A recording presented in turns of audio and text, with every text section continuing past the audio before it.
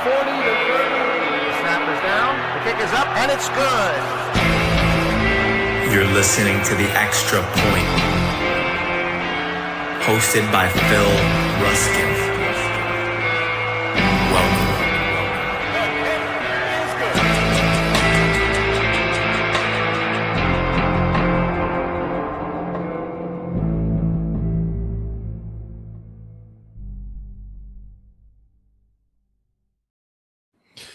What it is, what it do. It is draft week. Kendall, cheers, my friend. Happy holidays. Hey. Salud. Cheers. You know, I saw this thing earlier this week. It might even have been last week, and it was like, you guys all saw it too, but it was in the feed on Sleeper, and it was like 2 more showers until the NFL draft. And I was like, how many times are you planning to not shower before the NFL draft, bro? It was like a week away. I was like, you're a stinky motherfucker. So yeah, let's not do that. We got a badass show tonight because Kendall and I are going to go back and forth ping pong style and go through a super flex 12 team full PPR mock draft. And it's not tight end premium, but we will talk about the tight ends if it were a premium versus if it were just a regular scoring format. But I think we're going to make this show pretty chill. So jump in with your questions. Ask us anything you want because y'all have about 48 hours before these rookies start hitting some real rosters, hitting some real landing spots. And I'm in one league that is not starting its rookie draft on Sunday. Are you in any leagues, Kendall, where you are actually not starting, or are you in every league? Because I know you're in a ton of my leagues, but like, are you starting all of your drafts on Sunday? I think all but one. Yeah. I think there's just one outlier I can think of. Every one of them, we might have an outstanding vote, but I'm going to whip that vote, buddy. We're starting. Yeah. I mean, you and I have a best ball league that I think, does it have one spot left? Do we have a spot left in there? I don't know. I'll look it up. We'll figure it out. But we have a best ball league that's going to start in mid-May. I think we've got a guy that's out of the country or on vacation, or I don't remember why we're starting a little bit later, but we're going to start that as a brand new league coming up. But everything else rookie-wise, man, it's Sunday. If you got the 101, you are on the clock. And speaking of on the clock, let's do some stuff. Let's do some stuff, man. Let's ping pong, man. We're going to go back and forth here again for those that can't see the screen. If you're not watching on YouTube, if you are listening on Spotify or Patreon, we appreciate you being there. But we are going to go 12 team super flex 3 rounds, and we will figure out, when we get to a spot, if there's a tier break, if there is a positional break, we will discuss if a tight end makes sense at a tight end premium league or if we would go a different direction. Jamie Pirog hanging out in the chat. Love you to see you, man. Appreciate y'all being here. I know there's some other folks. Throw us those trade questions. Throw us those who do I draft questions because it's time to make some decisions. Kendall, there is no decision for me here at the 101. This is about as easy as it's going to get. I'm not going to make any surprises here. Guys, it's simple. Even in a super flex league, Jeremiah Love is the 101. We're going to go through some smoke and fire at the end of the draft. We'll talk about some stuff where the experts have given their predictions, their landing spots. So we're going to talk through that, see if it's legit or bullshit. We missed that segment. But yeah, I'm going to go Jeremiah Love here at the top at the 101. This is an auto pick for me, and it should be for you. Yep, agreed. So I have to make a pick based on I could go based on like a variety of landing spots. Okay, and I certainly could. I'm just going to give you like my current take on how this goes down. This is particular to this draft class, by the way. I would not do what I'm about to do in other draft classes that were S tier prospects. So just to let you know, there's no blue chippers in this top 3 wide receiver group. In my opinion, there's no neighbors here. These are more Rome BTJ-esque types of players, and possibly even worse, to be honest.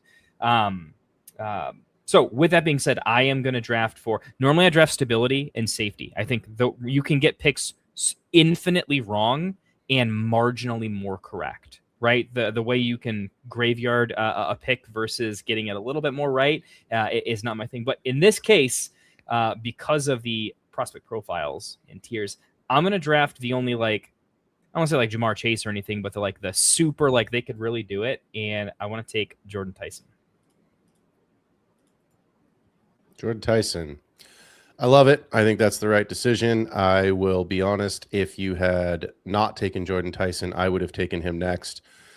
We always talk about on this show, you draft presuming health. I didn't watch Jordan Tyson's workout last week, but I saw the stuff on Twitter and YouTube. So I've seen the highlights of it, including the backwards spinning catch in the end zone, which was completely ridiculous. It was cool looking, but also ridiculous. You're out there in your shorts and there's no pressure. But I think he's the best player in this draft. So if I'm going to say that, and that's why I would take him, I'm going to go with who I think is the next best wide receiver in this class. I understand landing spot might change some of your opinions, but for me, this is an easy pick here, actually. And it's going to be Mekhi Lemon here at the 103. So Mekhi Lemon off the board. And before we get to your pick, Kendall, Jamie Pirog in the chat, I sent a trade today. I would get the 101, who we all know will be Jeremiah Love. I would give up Tootin, Fannin, and the 108. That is, I'm going to be honest, I don't think that trade gets done. But if that, let's just inverse the question. If that trade was sent to you, I know it wasn't, but let's just say that trade had been sent to him. That is a smash accept and run away all day. So I think you're going to need to add something to that, Jamie, because it's, again, there's noise today. A lot of it's noise. We're going to do a smoke and fire segment, but the noise today is that if Jadarian Price goes in the second round, the Jaguars are going to move up. Kendall, I think you and I both like Tootin, but I don't think either one of us ever thought he would be the guy. I think it's going to be a committee, and I think if they add another guy, and it seems like they could, then it's probably a three-headed monster instead of a two. So I'm a Tootin guy. I love Tootin, but being the Tootin guy means I have had to check myself in with a little bit of reality, and just ease the copium, right? Successful teams, right, lean on star players less than unsuccessful teams. Unsuccessful teams will just ride who they have, right? The Jags are actually kind of good, right? Phil has been this oracle where he said they were going to be bad when they were bad, and he said, I'm nervous they're going to be good, and I hate that I'm saying that, when they were 2025. So, you and the Jaguars are at a level that I don't ever want to be. I'm the Jaguar whisperer. Yeah. That's a shirt that is getting made at some point in time, man. But with that being said, the idea is it makes way more sense for a winning team to balance their attack, right? Agreed. Seattle infuriatingly just did that. And I think that's more than likely with Tootin. I believe he's going to be more talented than he is useful to the team in terms of usage. I think he's going to be an amazing per-touch player. Chase Brown, if he had more competition, is kind of how I see Tootin, but having competition is brutal. Yeah. Jamie in the chat asking, what else can I add for value? Kendall and I are going to get on with this draft, but Jamie, throw us some additional assets that you have, and we'll get to that kind of follow-up part to your question. We'll hash it out in the Discord or the future paid stream that we will get to it. Jordan Love. I've really got to stop saying that because Jordan Love's been on my mind a lot today because I am trying to work a deal where he is leaving my team. That would be Jeremiah Love at the 101, Jordan Tyson, and then Mekhi Lemon. Kendall, you're on the clock at the 104. It is a super flex league. Mendoza's on the board. Carnell Tate, the last of the big three. And then I think what we both would agree is the first tier break of this class. So at the 104, where are you going? Okay, two answers here just for anyone that's watching. I'll be pretty quick. If I am a QB needy team, there's flavors to that, but you know who you are, right? Let's say reasonably needy. Because if I was only a little bit needy, I would have addressed this by now. It's one of my sort of dynasty principles. I don't know. We'll have a segment for this. We'll have it as part of the future draft kit, how to play like your favorite analyst on Get Right Here. But for me, quarterback is really expensive if you don't address it well ahead of time. Get into the cycle. If you know you're going to need it, you're going to have to send 125 messages and try to get there cheaply. Otherwise, you're going to pay a third for someone who will play 2 games. We've all seen the Josh Dobbs fix-its of the world. So if you're a QB needy team, this is a cheap way to get like Brock Purdy light, good intangibles, extremely safe on what's not a well-coached team like Purdy, but there's just a sense of stability and character there that are going to give him an incredible runway and a pretty decent floor. You're going to overpay for a Bryce Young or something otherwise. So stop the value bleed if you're going to go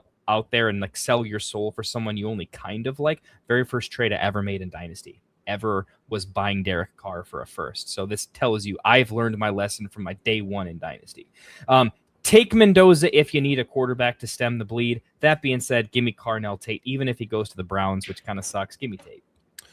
Yep, agreed. I see this exactly the same way you do. I just actually texted a good friend of mine today. He has Jackson Dart. He has Drake May, courtesy of your boy. It was part of a Josh Allen trade, so didn't feel great about it, but you always feel great about it when it's Josh Allen, so kind of 50-50 in that one. Heard. He has the 102. He has the 104. I think he's going to have to take Mendoza at the 102 because the guy at the 103 will take him if he doesn't, so he won't get him to the 104. That being said, is one of my good buddies. I texted him and I said Mendoza shouldn't go before the 105. He's a QB2. We've talked about that ad nauseum on this show. He'll have to have an outlier touchdown season. He'll have to have an outlier yardage season to get in the top 12. It will happen a couple of times in his career. Good for him is worse than Sam Darnold's 2025. And this is like Jordan Love, QB5. I don't think Jordan Love ever has another QB1 season unless he has an outlier touchdown season. So I think Mendoza is the 105 here. That's what I'm going to do. This is a super flex draft, so I'm going to take Mendoza. This is how in super flex, this is how the first 5 picks are going to go in your draft on Sunday, guys. That's exactly what's going to happen. The order might change for the receivers based on landing spot. Mendoza, like Kendall saying, might go a little bit earlier. But if you're at the 106, expect these 5 names to be gone, and this is the first tier break. So Kendall, knowing it's the first tier break, you're on the clock here at the 106. I know you and I both like KC Concepcion. Omar Cooper's getting a lot of steam. I know you're not a Sadiq guy, Yep, but if you were, take your bias out for a second. Would you consider Sadiq here if you needed a tight end and if you believe in him, or are you still thinking that Concepcion or Cooper has the higher ceiling and that's where you're going to lean here at the 106? If David Njoku was my tight end 1, I still wouldn't take Sadiq here. Okay, there you go. I wouldn't either. All right, so let's go. 106, who you got? Give me Casey. Yep. I like Casey. I'm not sure where he goes. I would love him to the Dolphins. Yeah, I think he has a wide variety of landing spots. Also, I mean, I don't dislike Omar Cooper. Look, I'm an IU guy, guys. I don't sound like an IU guy because I have been like tempering expectations on Mendoza. I was the first one to say Omar Cooper's popular everywhere, so like I guess he's off my draft board because this tier of wide receiver class that's being overhyped, like just get me out of there. I like Omar Cooper. I think there's a lot of great spots for him. But I like the intangibles of Casey quite a bit, and I like a lot of his landing spots. I think he can go in a lot of places. He could be great for the Browns. He could be amazing with the Dolphins. There are even some later landing spots that are crazy. If this goes really defensive favored with some trades and some of these outside the top 3 wide receivers go a little bit later, there's some opportunities for really great landing spots that I could get excited about. So I just like Casey. The drops are a little concerning. I mean, anyone who studies his prospect profile should know that. Yep. His hands are not as good as you want to see. I like my guys to be hands catchers, ball catchers. He's more of a grasp and kind of do it, which worries me a little bit at the NFL level, but everything else is great. He's a real separator, which I'm not seeing at the NFL level from a lot of draft prospects. And I want separation. I think they'll figure out the rest. Give me Casey. I'm on the clock at the 107. I have and always have been a big Devonta Smith truther. So I'm going to take the newest Philadelphia Eagle, Omar Cooper Jr. I here love that. at the 107. He is not going at 16 to the Jets. Howie is not going to have to trade up too far to get him. He might not have to trade up at all. Omar Cooper to the Philadelphia Eagles alongside my boy Devonta Smith as their soon-to-be wide receiver 2 to replace A.J. Brown. Omar Cooper off the board at the 107. So now, and I think we would all agree, this is the second tier break in the first round. If you are a Sadiq truther and you want to have Sadiq in here, that's fine. I think Kendall and I are both going to say that we have him in a different tier. I do have Sadiq in a tier by himself. I have Mendoza in a tier by himself because I do think because of the 1Z positions, they kind of deserve to be in tiers by themselves.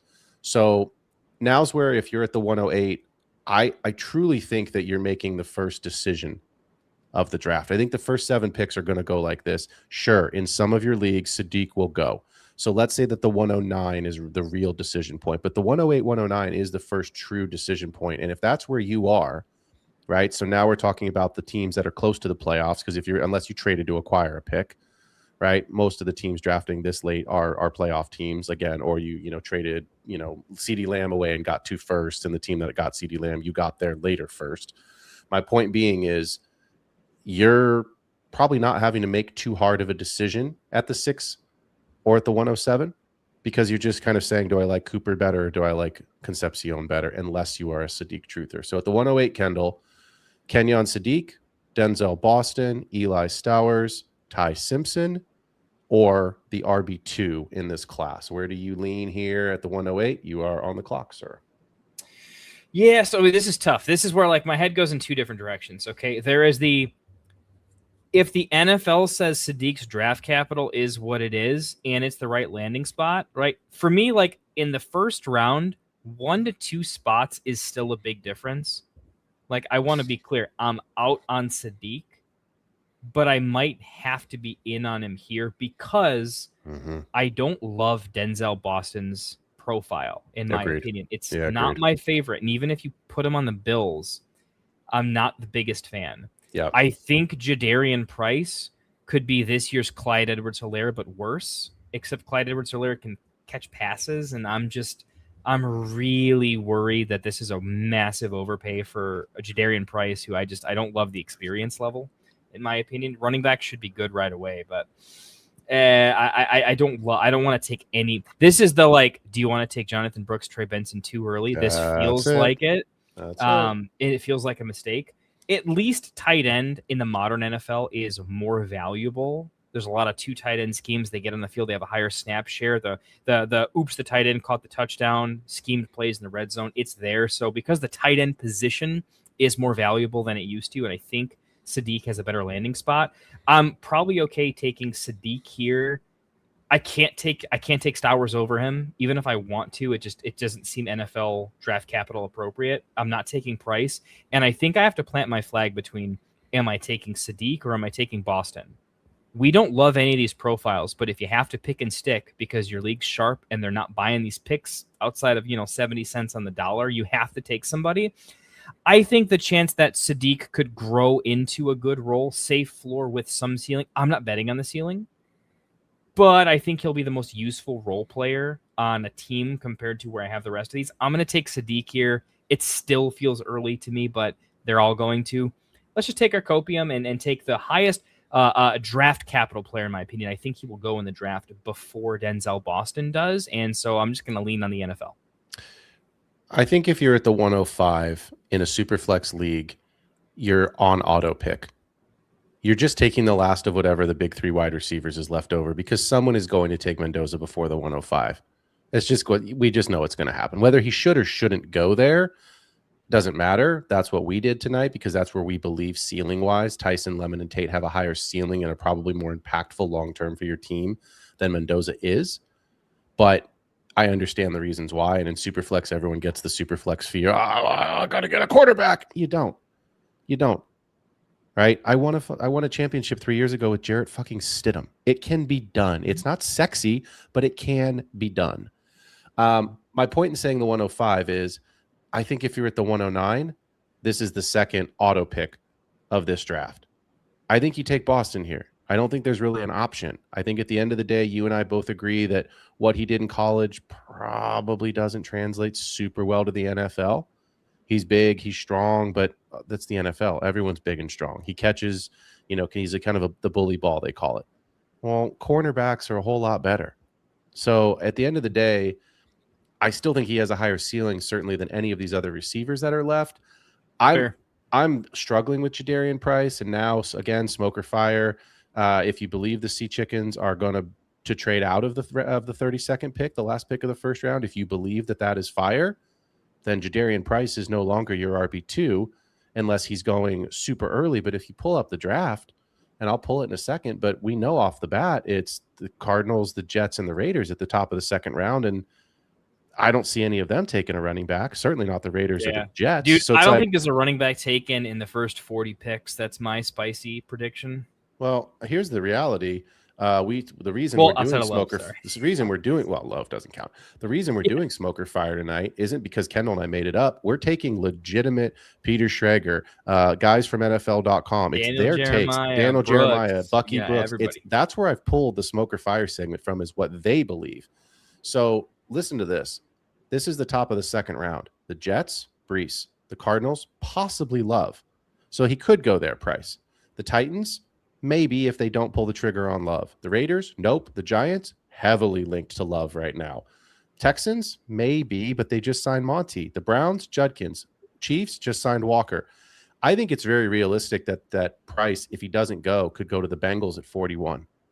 Yep, that's why I'm glad you said that, because my call is that based on that. I think he goes outside 40, but I think he could go 41 to the Bengals. So I'm just going to go ahead and take who I think is the best draft capital and the best receiver that's left on the board as an auto pick here at the 109, Denzel Boston, and let's move on. So this is this is the third tier break now.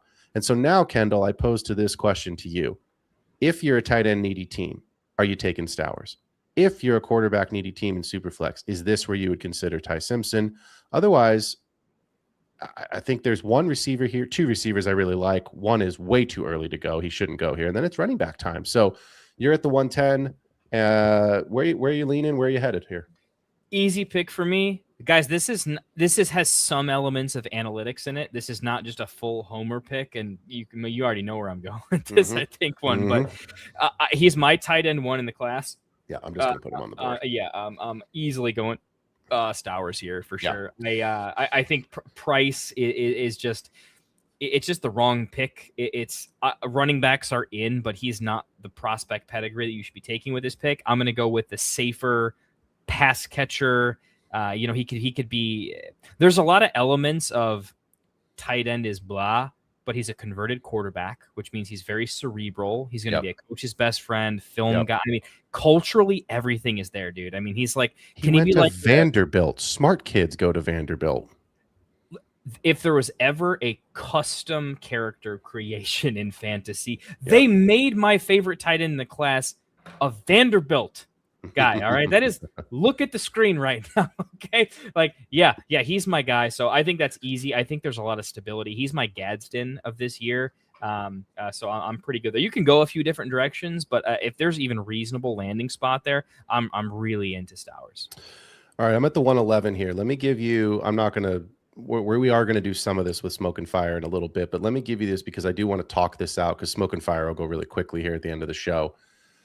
Let's say Thursday night. I almost said tomorrow night because I'm just so damn excited. It is a holiday on Thursday. If you all are not experiencing it as a holiday, then you don't need to be listening to this show. Dynasty, come hang out with us. For you. Yeah, you will treat it as a holiday. Even it is a holiday. 4-year-old and my 2-year-old know that it's a holiday. Man, it's they a holiday. Are about it. I am so proud. So let's say that Ty Simpson doesn't go in the first round. Okay, reasonable. There is a chance, then there is mock drafts where he doesn't. Let's say that Ty Simpson goes to the Jets or the Cardinals at the top of the second. And let's say that Elijah Surratt, because there is a lot of smoke now around Denzel Boston or Elijah Surratt going at 36, the top of the second round to the Raiders. And there's a real thought that Boston winds up at the end of the first to the Bills. And that Surratt would be a great pairing with Mendoza here at 36 at the top of the second round. Yep. Would you take Ty Simpson or would you pull the trigger on Elijah Surratt, knowing that there's a lot of targets available for everyone not named Bowers in, I almost said Oakland, in Las Vegas, and Surratt has the rapport with Mendoza? I know what I would do. I know what I'm about to do. I just want to get your take on this real quick. Good landing spot for Surratt. Doesn't have to be the Raiders, but good landing spot for Surratt or Ty Simpson to the Jets or Cardinals, specifically those two teams, because I've said this on the show before, and I'll say it again so that those who haven't listened to previous episodes will hear me say it for the first time. I think if Simpson goes to the Jets or the Cardinals, it's a death sentence for him because they will be drafting in the top 3, top 4 of the draft next year, and they will be taking their quarterback of the future, and Simpson will become a depth player, excellent backup, you know, a guy that you love on your team that does all the right things, but he's just not fantasy relevant. I'm not talking about the real NFL. I'm talking about the game that we all are trying to score points and win money in. So I would take Surratt personally. Kendall, are you in agreement with that, or do you have a Ty Simpson take here? Because that's what I'm going to do. I'm going to take Surratt here at the 111, presuming he's in a great landing spot, because I don't believe that Ty Simpson is going to be a starter in 2027 in the NFL And when I say that, I don't mean that he's not going to start games. Injuries happen. He could get traded. There's a million things that could happen. I don't think a team believes that they are drafting him this season to be their QB of the future. Man, I can't. Yeah, look, I'll be brief. I don't want to be like the longest take on this. My head goes in two directions. Okay, I don't even think on like a hit outcome. Surratt is such a low ceiling player that if you're shooting for upside, it's Simpson not close, but it's only because Surratt has such a capped ceiling for his talent level. However, I think Surratt has really good coaching. He has a lot of intangibles. I just think he's a guy that can grow into like a Jacoby Myers-esque sort of just like a guy that just actually catches an above average amount of balls, does his job well, and is never great, but is just like consistently good. And that is underwhelming for the 112, right? That's not who you're hoping to draft, but I do think there's a level of consistency. I think he does a lot of things well. And if I'm in a situation where that's valuable to me, like that's useful, like flex 2, I'm going to take Surratt there just to say, hey, this is for sure locked in, unexciting, but I'm going to do it. If I don't think I can use him, or let me be more clear, if I don't think I'm like winning like at all, if I'm like not contending, then I'm going to go the quarterback, because all I'm looking for are buy-sell windows for the entirety of 2026 for a winning, productive struggle in 2027. So if I am not looking to win, but I'm looking to wheel and deal and facilitate, in that case, I'm looking for timing. I'm not looking for longevity. I'm looking for timing to trade. I'm going to take the quarterback because they have that quarterback tax of, well, they're worst at least. They're a third plus because they're a quarterback, but what if they actually kind of hit? I think you can sell in a timing window Simpson for more than Surratt in 2026 if you're patient. But if you're a contending team, I think Simpson is so far off of your, even if he starts a game, are you starting him? He's a wait and see through most of 2026. So if you're a contender, he's a tradable asset, not a starting piece. And I think you're going to be flipping him for Surratt in some cases, right? So know your team composition and know what game you're playing. If you're playing the wheel and deal facilitator game, take Simpson because he's a more interesting chess piece. If you're playing to win the game, take Surratt because he's a useful flex. Let me ask you this. What would you reasonably accept if you are the JJ McCarthy owner right now and you're just trying to cut bait? What would you take? It's certainly not a first-round pick. So where in the second round, what second-round pick would you give up? Or let me rephrase, what second-round pick, Kendall? 27 second-round pick. It's the only answer. Okay, so there you go. I wouldn't take the 201 to save my life. Right, of course not. For McCarthy. But I think there are people out there who are like, oh, well, McCarthy's still worth an early second. He's not. McCarthy's not worth an early second. McCarthy is on the shelf for a season unless Kyler gets hurt. And I don't see a world where he's on the Vikings next year if Kyler has a good season. And I certainly don't see a world where he wins the job. So you have to have another NFL team believe that JJ McCarthy is the guy. And, oh, I forgot. What's happening next year, Kendall? There are 8 quarterbacks coming out, of which 4 of them are going to be in the first round. And they're already talking about 3 of them going 1, 2, and 3 in the draft. So, no, I don't see a world where J.J. McCarthy is somebody's 27 starter. And if Ty Simpson goes to a place where he's going to be overdrafted next year, not overdrafted by the market, drafted over by the team, I'd rather have Surratt, who probably is a wide receiver 3/flex for my team, who's going to score me 8 to 14 points a week if he catches a touchdown. Maybe it's a lower floor, 6 to 14 points, than Ty Simpson, who I'm hoping develops. I get it. I see a world where Simpson is going to be valuable, like you said, in the timing window. He is the most intriguing prospect for me on Thursday or early on Friday to see where he lands, because if it's the Jets or the Cardinals, I think I'm out. And if it's somewhere else, if it's Pittsburgh, it's maybe the Cleveland, Rams, if it's the Rams, then that changes my opinion. But let's not spend. We're not even through the first round. We got 24 more picks to go. But I think the next couple picks are probably going to go faster. These should go pretty quick. Yeah. So, all right. So where are you at with the 112 here? We do not have the RB2 off the board. We just spent 7 minutes on Ty Simpson. And then we've got our tier probably 4 wide receiver class guys available here. So we got Price versus Ty here. This is simple. I'm never like Ty Simpson, like I just mentioned, is not useful outside of he is a interesting trade piece. Price is a more interesting trade piece. Running backs are more productive when they get out there. I'm going to take Price. I'm dogging on him, right? But at the end of the day, we're all dogging on him. But every one of us can get excited about a Brooks or a Benson. I have fallen into that trap. I'm not immune. I drink just like the rest of you guys. So, yeah, give me Price there, and I will look to trade at some point. So we're at the 201 here. It seems silly that we just spent 7 minutes talking about a player that's probably going to go off the board 2 picks later. Yeah, but right? it's a super flex league. And this is a tier break. And I'll say this is why it's silly, because it's 2 picks later. Because I hate these running backs. If it's not Love and if it's not Price in a great spot, I'll be honest, I really don't want much to do with it. So I will take Simpson here at the 201. And it's a super flex league. And I'll hope and pray and close my eyes that I'm wrong. I would love to be wrong. I would love to be wrong about every player that gets drafted, because I want these kids to realize their dream and their future and make them, $300 million and have a great career and win Super Bowls and MVPs. We know that's not going to happen.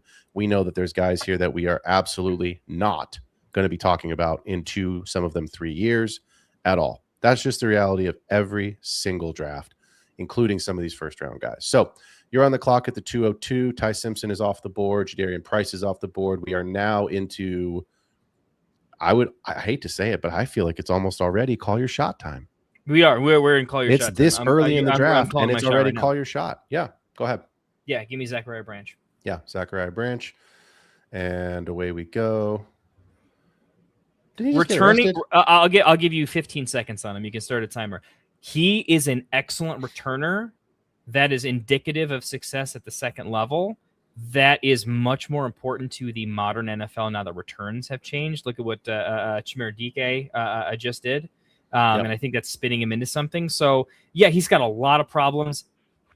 Everyone's going to have that from this point on. I'm going to stop saying it. I'm going to say it once or twice and catch myself. But I just truly don't believe in these running backs outside of, oops, injury happened. But long term, they're not the guys, okay? I drafted Cook in the second, okay? I know he's kind of fading a little bit, but who was just Bucky's backup over here? Not Gainwell. Who am I thinking of? Rashad White. Rashad White and Cook were both second-round backs. I drafted a ton of them in that class.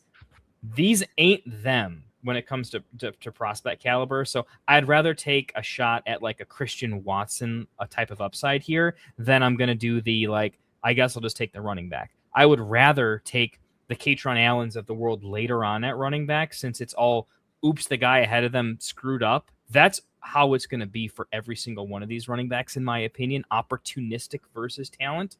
So I'm going to take I think is a 5-star prospect. So I'm going to lean here on guys that I think have significant upside with better floors due to some analytics. So I got a couple guys. That was a long 15 seconds.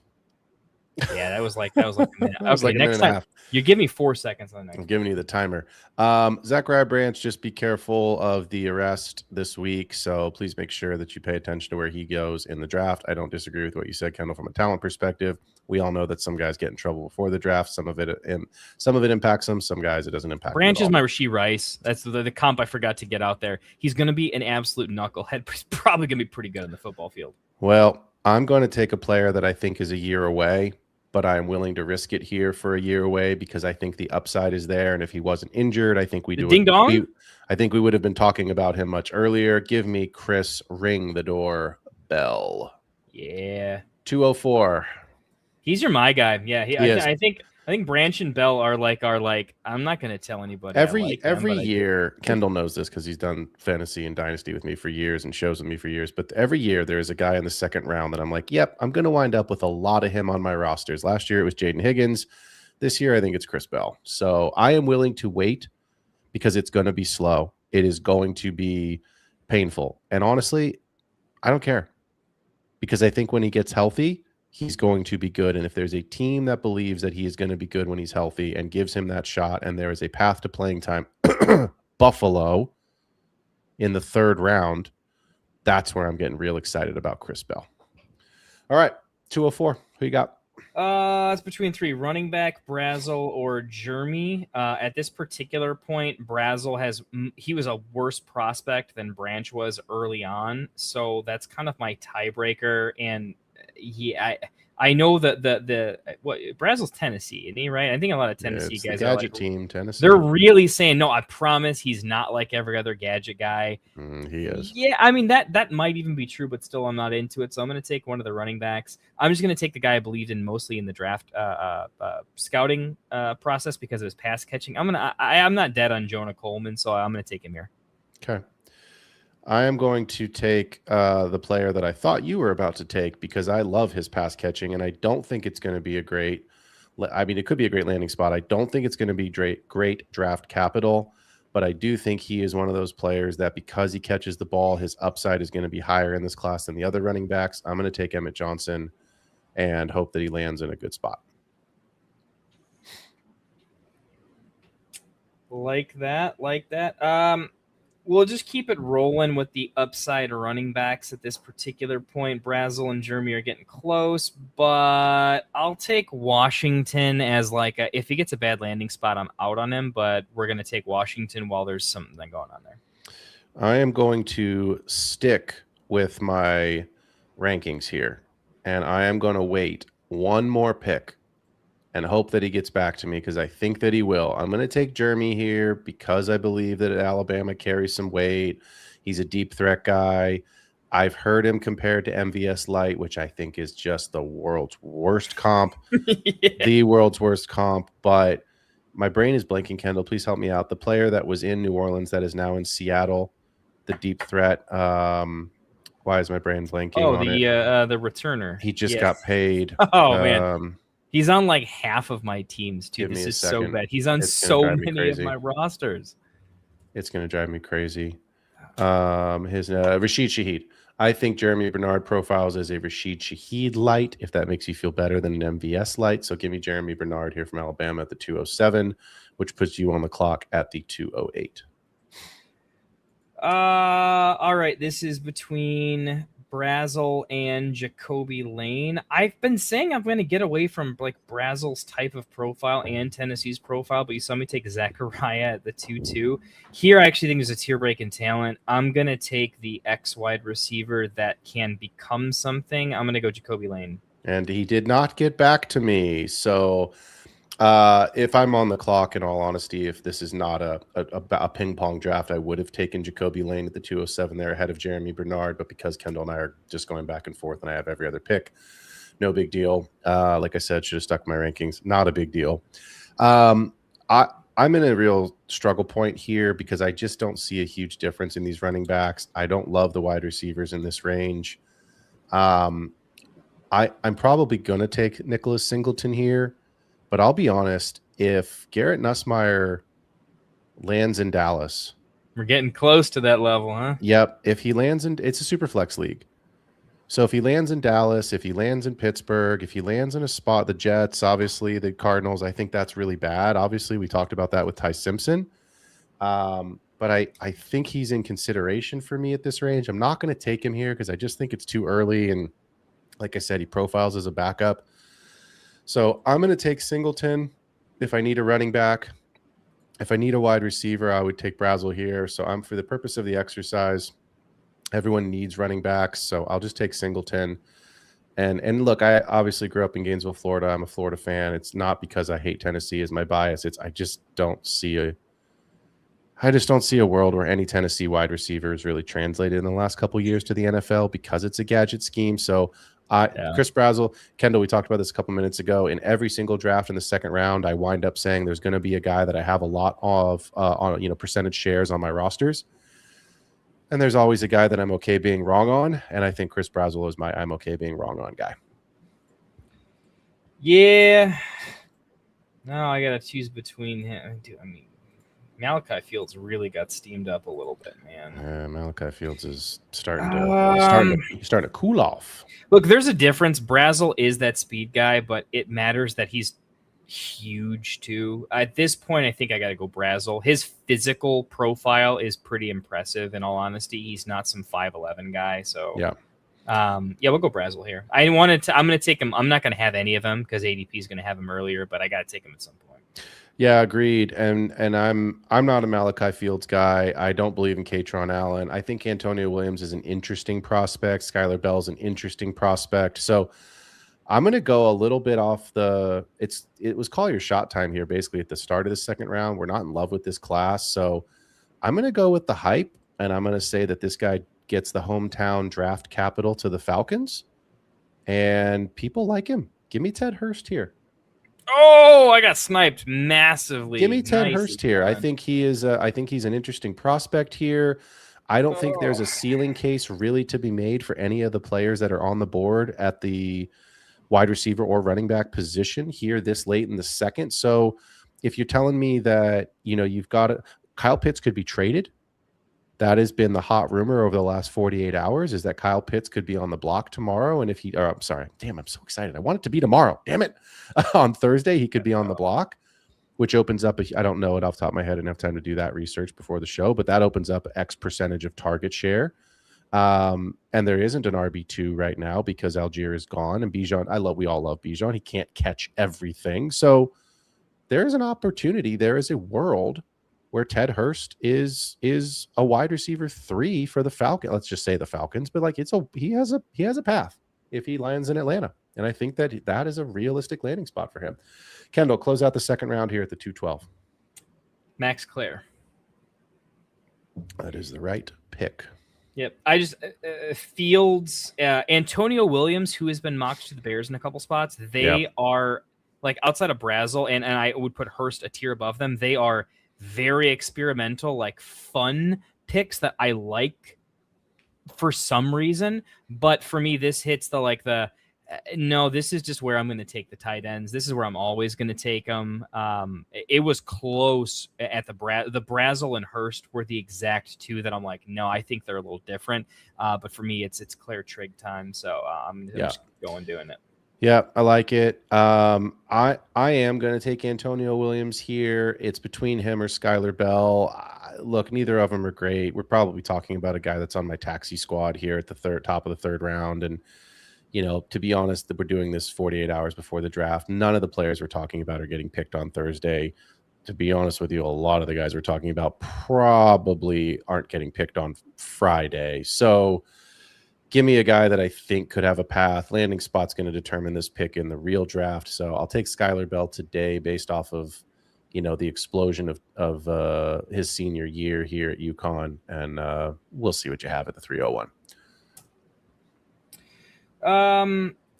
This follows the example of I like my tight ends in round 3 unless it's a good running back class. So give me Trigg.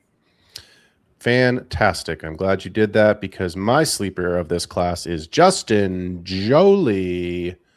And there you go. That is who I am taking here. He would have been my. I think it is the perfect spot to take him. Look, at the end of it all, what we're saying is that you've got guys that probably aren't going to be anything more than taxi squad guys. If they're on the roster, they're on the back end of your roster, and the tight ends take a while to develop.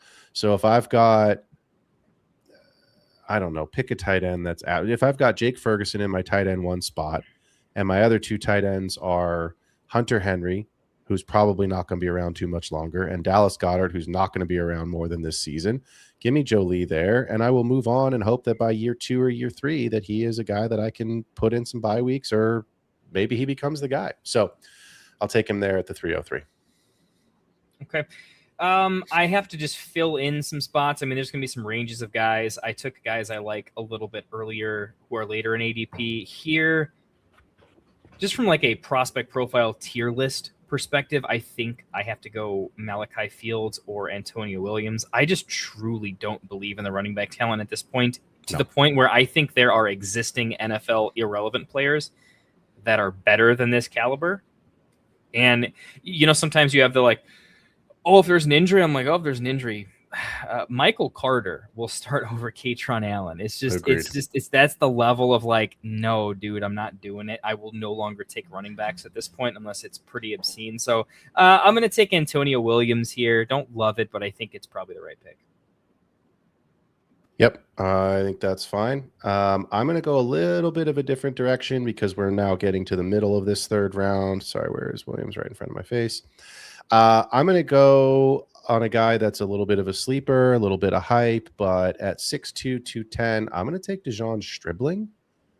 And okay. just he's gotten some hype in some articles. He's gotten recently. some hype. He's starting to get a little bit of steam as maybe potentially sneaking into the a day 2 pick, that third round.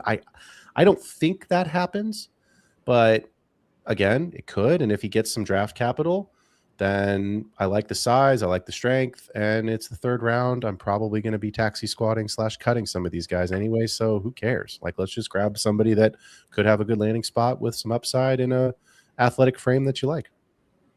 Cool. We're going to keep fading Katron and Claiborne. Let's go Malachi Fields here. Yep, Malachi Fields next. I will also pivot away from running back. I shouldn't say pivot. I will not take a running back here. 307 seems like a great time to take the QB3 in this class. I believe in Carson Beck personally. I think he fits kind of that older, more experienced profile that the NFL is starting to favor over some of these young guys that are, Ty Simpson, 15 starts, Anthony Richardson, 12 starts, whatever it was. So I'm going to take Garrett Nussmeier here because I do think he's the QB3 in this class. But if Nussmeier were off the board and I was on the clock here for real, the 307, I would take Beck here. I think that's a place where you could take him. So give me Nussmeier in this position. But I think a quarterback in the second half of this third round, if you are just completely over the wide receivers and the running backs, which you probably should be, I think that's the right pick there. Okay. Here's where it gets a little bit tricky for me. There are still a couple of wide receivers I like. The challenge is this is where I hope other people take other players so I can I want people to go ADP so I can take my favorite player, but I have to come back down to reality and say there are a couple of dart throws I want to take here. But I think the appropriate pick is probably going Katron Allen just because I have to. So yeah. I'm going to take some medicine and take Katron here. I don't love it, but he is a better player than my super late dart throws that I will pick off of waivers. And I'll mention them if they don't get drafted, and they might not. But it would be a mistake to reach too far for prospects when he's better. I'm going to take Carson Beck here. I think at the end of it all, it's a super flex league. If you are, looking for a waiver, taxi squad guy that could develop into a backup role. Look, if Carson Beck or Garrett Nussmeier winds up in Pittsburgh, and both have been mocked to Pittsburgh, I see a world where it's a winnable job next season, assuming they don't draft somebody over Will Howard. I do. I see that as a real possibility. So I'm going to take shots on Nussmeier and Beck here late in the third round. I don't have any third round picks. You know me. I just trade them all away. So it's not, but it's the advice I would be giving people if I had the third round picks. This is where I would be targeting some quarterbacks that could be something later in a super flex league. And please take quarterbacks in 27 because that's where they're all going to be. That's where they're all going to be. So. Okay, so I get to fade Claiborne a little bit because I don't have to anymore now that Katron's off. I get to take one of two guys that I like quite a bit, and just honestly for fun, and I think he's better. I'm going to go with the guy who's lower in ADP. Give me Jamari Taylor, running back. Jamari Taylor, here we go. Yeah, like him quite a bit actually. Yeah. Jamari Taylor is an interesting prospect. I think Seth McGowan from Kentucky. Yeah, he's had his off-field issues, but he's another interesting name. If you hadn't taken Taylor there, I wonder if you would have considered McGowan. He was in consideration. I'm personally not going to take him here. I'm going to give it a shot. I know it screams, don't do it. Warning, warning, warning. North Dakota State, brother failed, but I'll take Bryce Lance here and hope that he is the second coming of what his brother was not. Also, I just saw a thing on Instagram last night that actually really irritated me before I went to bed. I shouldn't have done it, but I did it. I forgot that we gave up 3, count them, 1, 2, 3, first-round picks to move up to get him. Mm. Oh, it hurts the soul in a draft where there was a lot of juice. Do you have Kendall? Have you ever heard of this guy? I don't think you've probably ever heard of him. He's a brand new player to you, probably. But this guy's name is Jameer. I think they call him Jameer Chase. Am I saying that right? Oh, Jamar Chase. He had a lot of drops in the preseason. Yeah, right? he couldn't catch the football because he couldn't see it because it didn't have the stripes. And so the Niners traded half their damn future when they could have just stick and picked. And oh, that's right, drafted Jamar Chase. Whoopsies. Well, they got to pay less, you know. You did pay less. So Kendall, finish us off with Mr. Irrelevant, the 312 here. Who do you want?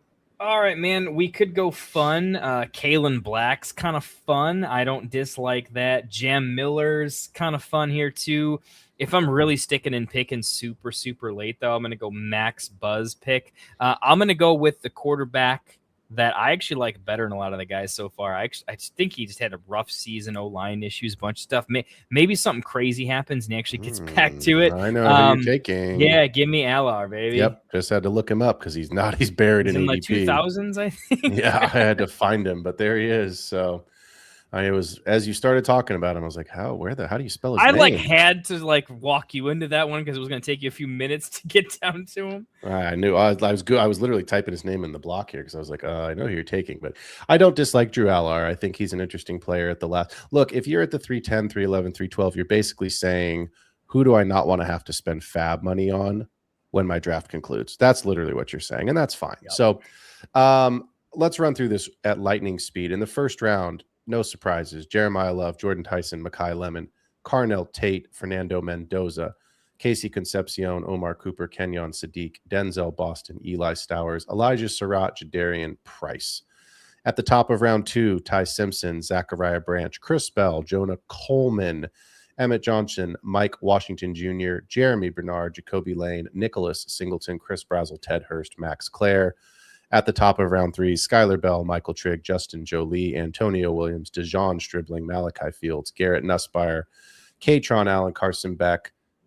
What's Jay Taylor's? Jamari. It's Jamari J Taylor? apostrophe Mari. It's Jamari. Okay, Jamari Taylor, Bryce Lance, and Drew Allar. So let's do a little smoke and fire to wrap the show here. I think that's give the people what they want. I don't need takes on these. Unless you really want to talk through it, we can. But I'm tired. These are all pulled, guys. These are all pulled from Bucky Brooks. You know what I mean? This is going to be news that's breaking, rumors from Adam Schefter. This is going to be Peter Schrager. So these are all of, I would say, the biggest names to pay attention to on Thursday night. Obviously, some on Friday. But are you ready, Kendall? Here we go. Smoke or fire? Jeremiah Love at the 103 to the Arizona Cardinals. Nope. Smoke. Jeremiah Love at the 104 to the Tennessee Titans. Yeah, it's the easiest way. They don't embarrass themselves. They've made issues before, even if they don't agree with it, or if it's like anti-value perfectly, you still got to take the safe pick, dude. You guys are a joke. You got to take safe. All of this presumes no trades, by the way. So again, we could, be saying, but this is just strictly draft order as it sits today. I do want you to talk about this one for 10 seconds. You only get 10 seconds because you took 2 minutes. If you don't, I'm going to cut you off. I have an issue with this one because I think it's fire now, which is really pissing me off. Jeremiah Love at the 105 to the Giants. No, complete smoke. This is a head coach and a regime that wants to have some longevity, and that pick can blow up in a way that completely derails any of the culture they're trying to build. So simply, they need to take more of a value-centric pick that can't explode, and it's all defense at the top of the draft. Anybody who's a football guy, who's have an insider talk with football, I think they're going defense. I think the smoke here, the fire, smoke, whatever you want to do, is intentional misleading. I hope so. And I'm going to be honest. I have, of all my dynasty teams, I looked today. I needed to look today. I only have one dynasty roster where I have Scadaboo, and he is my RB5. I am very fortunate in that league that I have incredible depth. So it's not the end of the world for me personally because I'm just not overly invested across my portfolio with Scadaboo. But you just said it. It's a coaching staff that wants longevity. Why wouldn't you take Downs and then go take Tyson at 10? Give Dart what he needs. You've got Scadaboo. You've got Malik Neighbors. You just signed your boy, Isaiah Likely. You just traded away sexy Dexy. I In a defensive draft, you can't wake up and say we went offense at 5 and 10 in a defensive draft. Like, no football guy who calls themselves a football guy is going to do that. It's a luxury pick, and I get it. And you know what? I'm not sitting here saying Jeremiah Love is not going to help every single team that he's going to go to.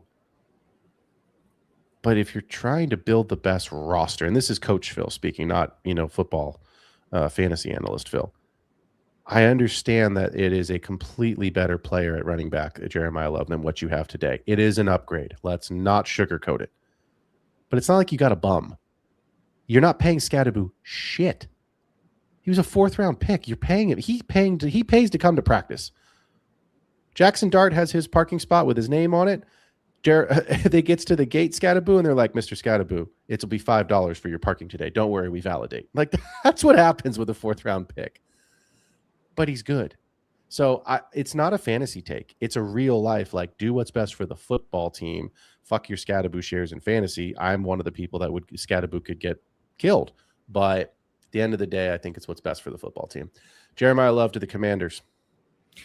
No, it's a team that even a good running game doesn't save their overall problems, and they need to address the real problems that will linger, and that's a fixable position, so no.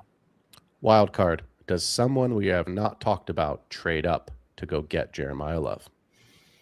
No, those teams are not wasting the salary capital in the room. You ever had a bunch of meetings that you're in corporate sales? You know, hey guys, this is an expensive meeting. We got 500K people here, a lot of money, right? We got to let's do business. You're not wasting that call on a running back. It's a defensive draft. Yeah. There's a lot of nuance. There's a lot of calls. They're taking that airtime and they're taking that phone call. They're just not talking about a running back. Agreed. This one seems to be in pen and not pencil at this point. Carnell Tate to the Browns. More fire than smoke. It's an Agreed. Offensive player. They're gonna the top 3 get mixed around a little bit. I do think that it is more than likely that he goes there. It's I don't say scheme fit. It's easier to solve slot, power slot, figure it out. True X's are harder to find. They need it. They go get it. I think if the Browns don't trade, that's probably the easiest pick of the first round. Yeah, it's easy for them. Other than Mendoza at the Raiders, but that doesn't count. Mendoza's going to the Raiders. I think when the Browns are on the clock at 6, I'm going to be floored if I don't hear Carnell Tate's name called. Mekhi Lemon to the Rams. More smoke than fire. It's a great fit. It's a good player on a good team that does a lot for them. But I think it's one of those, it's too obvious. But it's obvious in the fantasy brain. I think what's unobvious is the tier list level prospect profile comps from Lemon to the defensive players. I think it's probably a smarter decision to go defense there, knowing that much like in fantasy drafts, the depth at wide receiver is decent in your draft. It's decent in this draft, and they can use different capital and potentially smarter picks down tiering from Lemon to someone else to address that need in a more flexible fashion. I'm not saying it's like not going to happen. It certainly could. I just think it's less likely than I think a lot of the analysts have given it credit for. Taking an offensive player who's not the number 1 at a position at 13 is pretty expensive in a non-blue chip wide receiver draft. Lemon to the Jets at 16. It's hard to get past the Jets if he doesn't go to the Rams. I feel like the Rams are still a very legit possibility, maybe 33 to 45%. If I had to throw some random numbers on it, if he doesn't get that, he gets that plus this. So I don't think he falls past that in most outcomes. More fire. I think Lemon to the Jets is fire at 16. Hot fire. Yeah. Tyson in the top 10 after the cleared healthy workout this week at Arizona State. Buying it. I think it's not a class where it's like Carnell Tate's he's the easy safe pick. But I think almost any NFL talent evaluator knows that dude, Tyson's a different animal, almost a different tier of wide receiver. And I hate saying that because Tate's not a bad wide receiver, but there's legitimate phenom upside there. Only one in the draft, and everything looks pretty good. The downside's starting to fade away by the second. So I think it's a real fire. Tyson to the Giants at 10. Yes, at 10. At 10 specifically. Yeah. Not at 5, at 10. I'm kind of there. I'm there on it. It's a fun pick. It's spicy. If things work out well, it's hey, if Scadaboo doesn't get injured, our running game is actually really good. And then our wide receiver room is actually kind of disgusting. There's just a lot to like there. I think it makes a lot of sense. The question is, for me, does he make it to 10? I do like the Chiefs at 9. I think there's more fire there too, but by 10, I'm buying it. Okay, well, that was my next one. Do the Chiefs trade up? Because this has been the noise this week. Do the Chiefs trade all the way up to 3 with the Cardinals? Because that's been the noise. I think it's more likely the Chiefs trade up for a defensive player than an offensive player. This is a season where they are going to start the season without Patrick Mahomes in my best estimation. So them taking an offensive player is less valuable than you'd think because they're going to be catching passes from Justin Fields in practice and in a real game, more often than you'd like. And I think this is because of that, there is more sense in maybe down tiering than going super aggro with it. Don't forget, Chiefs have 2 firsts, 9 and 29. Yeah, exactly. If the Chiefs can get like KC or something at 29, knowing that range, KC, Omar, whatever happens, then exactly right. That is a way better pick for them. You kind of already answered this one, so very quick smoker fire. I'm not reading it. I promise. I'm just talking football here. Giants, 2 offensive guys in the top 10. 0% chance. Okay, so that is smoke to you. Casey Concepcion is the wide receiver 4 off the board. Smoke. I think Omar Cooper is going to be the 4. I think Casey will be more valuable for fantasy football, though. Agreed. If the Browns don't take Tate at 106, do they take Concepcion at 24? Yeah, I think they actually really like the cultural aspects. There's a lot to like. He's a guy that the fan base, people know that fans like KC, and no one likes their wide receiver room. So this is a way to get a player of need that the fans like. And let's be honest, you need to win the fans somehow at some point. There's a lot of things that make that feel they're wearing bags on their head in Cleveland still. You just said you think Cooper is going to be the wide receiver 4. I do too. Does it change your opinion of Concepcion? Even though you said Concepcion would be better for fantasy, does it change your opinion if he goes to Cleveland versus going to, I don't know, just about anywhere? If Concepcion goes to Miami, is he better for fantasy than if he goes to Cleveland, regardless of if he is the wide receiver 4 or 5? Like, I want to say yeah, but like Cleveland is going to change as a team so dramatically in a 2-year window. It's easy to predict in a 1-year window, but I think the team has to change at some point outside of, I think they'll have a good defense for probably quite some time, in my opinion. But I think their offensive, whatever that looks like, is probably going to morph rather drastically. So I don't want to say like no, because I don't know what the Browns look like. I just think it's easy to say that Miami, I think, is a team that's always going to put up some points. Their defense won't be good anytime soon, and their division is starting to become an offensive powerhouse pretty quickly. So because of that, I like the Dolphins as a landing spot better, but I don't sleep on the Browns. In a 1-year window, it looks bad, but in 2+, like it's everywhere. The coaching, I think, it got interesting with the Browns, but we'll see. Denzel Boston should go to the Patriots, but now with the imminent arrival of A.J. Brown, I just think it's fun to have Boston playing in Boston, even though it's Foxborough. Does Denzel Boston go to the Dolphins? Because that has been a popular mock landing spot. Smoker fire. More smoke because I want someone else to go there, and I think he is a better fit in Buffalo with the big body guy. So then Boston to the Bills is going to be fire for you because that's the next one. Yeah, I think that's the more likely fit in my opinion. Okay, Casey Concepcion to the Bills. That has also been a popular mock draft spot if he doesn't go to Cleveland or Miami. A lot of skill overlap with what they already have. It's not so much what they need. I think it's the position of need, the wrong player. I think he'd make it work. It'd be a weird draft if the board goes that way. I feel like KC would be a little bit like what happened here. I would still be buying him in fantasy. It just means I think we're getting some wide receivers moved sooner rather than later from the Bills. Casey Concepcion to the Bills feels like a clear Shakir upgrade. Yeah, they already have they like Shakir. So it's like I just don't. That one to me is pure smoke. That's like fantasy versus guys in the real life. When you're hiring somebody, you don't replace a position you don't need just to piss him off for no reason.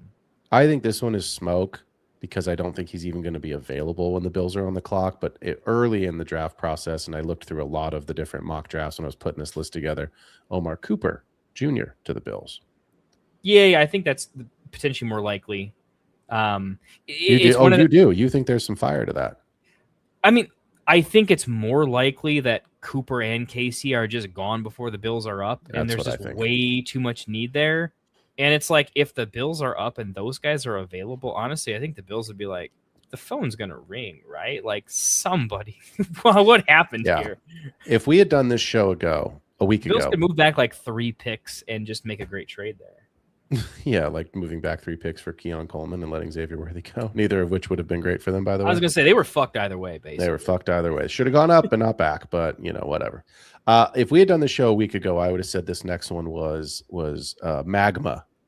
Now it's cooling off. Jadarian Price to Seattle at 32. Smoke. Everyone's been going there mostly because they have nothing else to do with it. Yep. But when you really think about it, you're like, wait a minute. This is like a what level prospect? Pick a letter of the alphabet that doesn't start with A or B, because that won't make a lick of sense. Okay, you're talking a C tier running back at best in Dynasty overall in the first round. I think this is the world because they won a Super Bowl because they're a need. bunch of morons, right? Like, that's how they won the Super Bowl, because they can't draft and they make bad decisions for a living, right? Like, no, dude, they won the Super Bowl because they assembled the best roster. And they had holes at certain places, but like, they just had the best roster, and they're not going to fuck up having the best roster with a stupid pick. I don't think they do it. This is, I think, mocked because of need. Here's where I flip it, because I would have said that this is pure smoke, and now I think it's heating up. Does Seattle trade down? Do they trade out of that last pick of the first round? Yeah, Magma. I mean, there's other teams that have other players of need. I think that could be a trade out to go ahead and quickly grab Simpson. I think that's probably the trade that I would project there from someone, and that team is not going to have to overpay for that trade to get it done. Seattle's going to be looking for value, and I think Seattle will do the savvy thing and not be over aggressive on ask, and that team will say, they're giving us a good deal, we should probably do it. And I think that's pretty decent. Well, you nailed the name with the next one. Ty Simpson will be drafted in the first round, either by trade or by just pick on the clock. It requires a trade, in my opinion, and because of that, I think he falls, because it needs a trade, and I think historically there's less trades than more trades. I see him more in the top 12 picks of the second round than a first-round contract. I don't think he goes at 16 to the Jets. I think Omar Cooper goes at 16 to the Jets. Yeah, I agree. But here's a team. Let me give you a team that I'm staring at right here that I don't think it will happen, but it's possible. And I think when the Steelers and Mike McCarthy are on the clock at 21, you might want to at least stop whatever it is that you're doing and pay attention when the pick is in, because it could be Simpson. Here's where I'm at. I don't see a world, again, where, like you said, trade could happen, and we can't predict a trade. Like, anybody could do whatever they want. But, like, I just don't see a world where he's going inside the top 15, which puts New York, the next quarterback needy team, on at 16. And then let's go through the picks. You ready? 17, the Lions. Goff. 18, the Vikings. Fuck no, they're not making that mistake twice. They've already made that mistake once. Bryce Young, 19. Dak at 20. Steelers, 21. And then it just gets pretty, you've paid your quarterback and you've got it. Herbert, Hurts, Cleveland, maybe at 24. Caleb, Josh Allen, Brock Purdy, CJ Stroud, Patrick Mahomes, Malik Willis, who just got paid, Drake May, and Sam Darnold.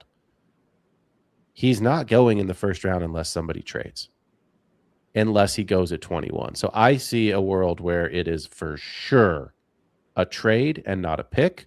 And that's the only way I think he goes, is if someone trades back in for him. Let's finish this up.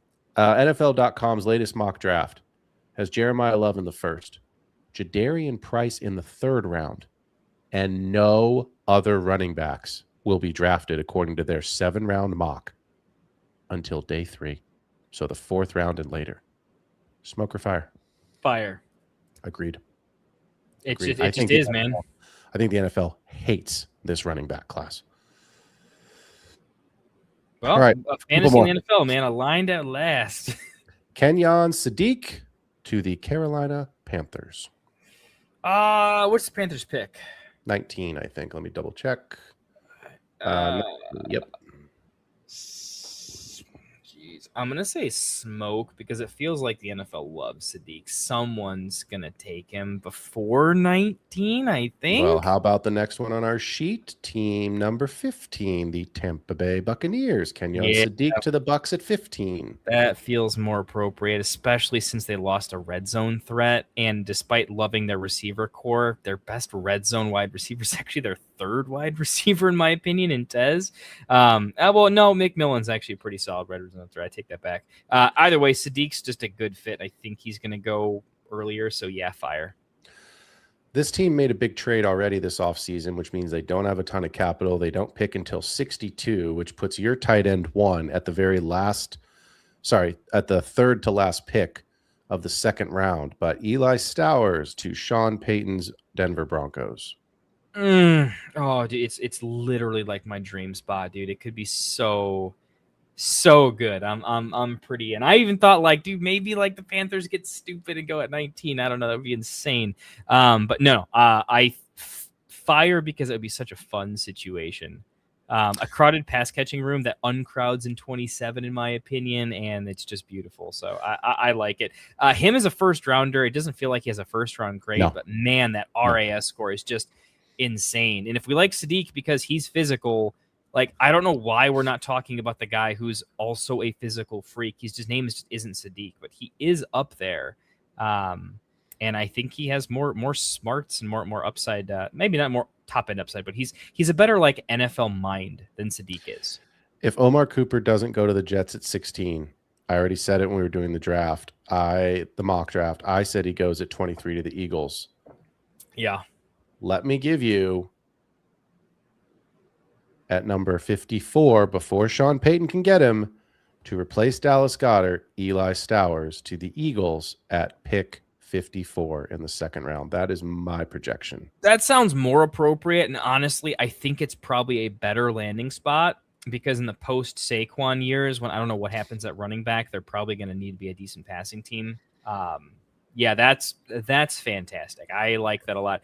Tush Push ends up having some worse issues without a great center, and all of a sudden we got to throw in the red zone again. Like that's phenomenal. So, yeah, there's 2 or 3 landing spots for Stowers that feels really nice. That's one of them. I don't want him to go to the Ravens. That's where I'm like, crap, that's bad. That's where he's been going a lot. Yeah. Yeah, that's tough. So there's some spots, but there's enough good spots to make up for the bad ones. Last one. At pick 21, the Steelers will select a first-round wide receiver. Doesn't feel like it after the Pittman trade. They still got a rookie they're not doing anything with. So I think they have so many holes in so many areas, and it's just I hate to say like, hey, they'll make a good decision and say like, who's throwing him the ball? You got a veteran who doesn't want the rookie on the field, who hates rookies in general, who doesn't want to make any new friends. Don't be stupid. Don't go with the wide receiver. Like, you really want to piss off Rodgers before he leaves you? Because that's what will happen if you draft a first-round rookie he doesn't want to throw the ball to. He's going to look at that as like, I got 6 guys in retirement I could have called on a vet minimum, but you draft the rookie. I just culturally, there's so many reasons they shouldn't do it, and I don't think they will. Let's finish this up. I have nothing else, Kendall, unless you have anything that we need to talk about. The first round of the draft starts at 5 p.m. Pacific, 8 p.m. Eastern on Thursday. I'm good. We will be here answering your questions. We will be here talking through anything and everything you need this week. DM us on Sleeper, on Discord. Make sure you like and follow the show. It's a holiday in my house on Thursday, buddy. I'm going to be got my big bowl of popcorn, and I will be planted on my couch just enjoying the first round of the draft. So it's a good time to see you, man. As always, appreciate you being here. For all of us here at the Get Right Fantasy Network, for myself and Kendall, this has been another episode of The Extra Point. Enjoy the first round of the NFL draft on Thursday. Enjoy the entire weekend of the draft. And if you have any last-minute questions before we presume your rookie drafts begin on Sunday, please let us know. We will answer those. But best of luck to all of you in your rookie drafts beginning on Sunday. See y'all soon. We out. Fantasy is the play. Marking nothing but I tune every Friday. Strategies provided.